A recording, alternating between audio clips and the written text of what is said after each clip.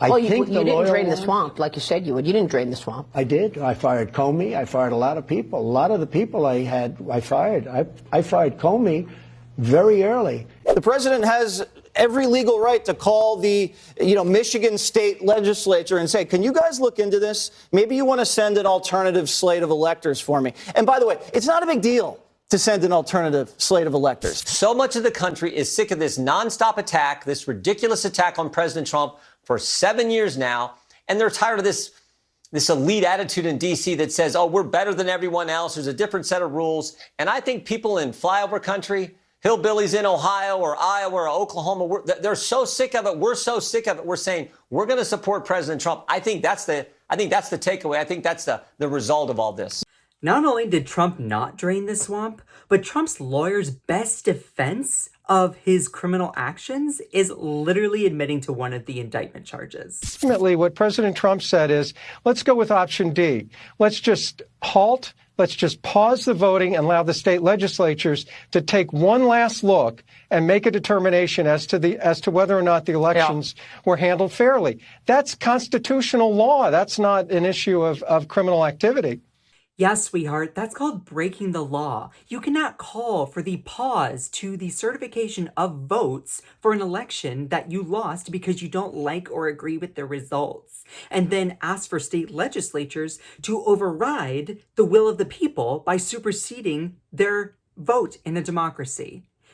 Yeah, but I mean, when do Republicans really play or care about the rules? Everybody has the right to be suspicious in this country. If you have a COVID election where they blow out all of the signature requirements, they blow out all of the deadlines, and then they blast out all these unsolicited ballots into the ecosystem with no chain of custody, you're not suspicious? You have a right to be suspicious. And all these state legislators had no power to do anything about it. It was just done via judicial fiat. Flimsy anecdotal feelings, FAFs, mashed up with a whole bunch of emotionally charged buzzwords: suspicious, judicial fiat, no custody, blowout. Well, I mean, they would know a lot about that one.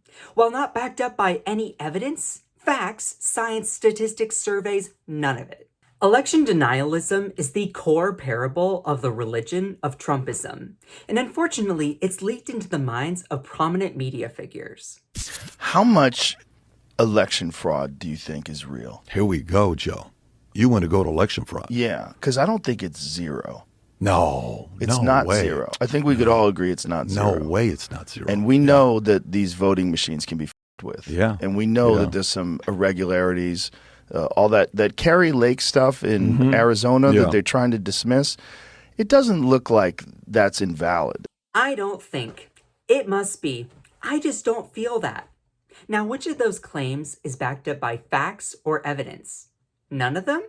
Oh, that's odd. It looks like there's real fraud there. It looks like there's some real shenanigans there. At the very least, there was voting machines that weren't working properly, and it seems very suspicious that a lot of them were in Republican areas. There's a lot of shenanigans. And I think there's coordinated efforts to make sure that certain people get elected.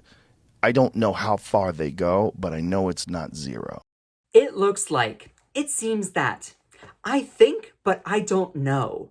Those are all emotionally charged phrases in the wheelhouse of MAGA election deniers. I bet that it's on their vocabulary list taught to them in MAGA school. This is the goal of MAGA: manufactured outrage while not hiding their crimes in the dark. They're either denying them or downplaying them.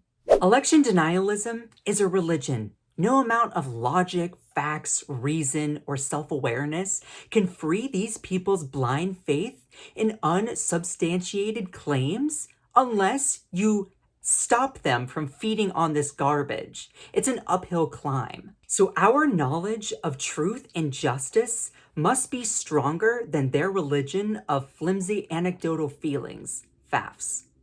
Also, my name is Scott Johnson. You can find more of me on my YouTube, which is in the description below. We just hit 1,300 subscribers, as well as my TikTok, where we hit 74,000 followers. You should totally go check that out. But most importantly, do not forget to smash that subscribe button to the breakdown. You know you want to.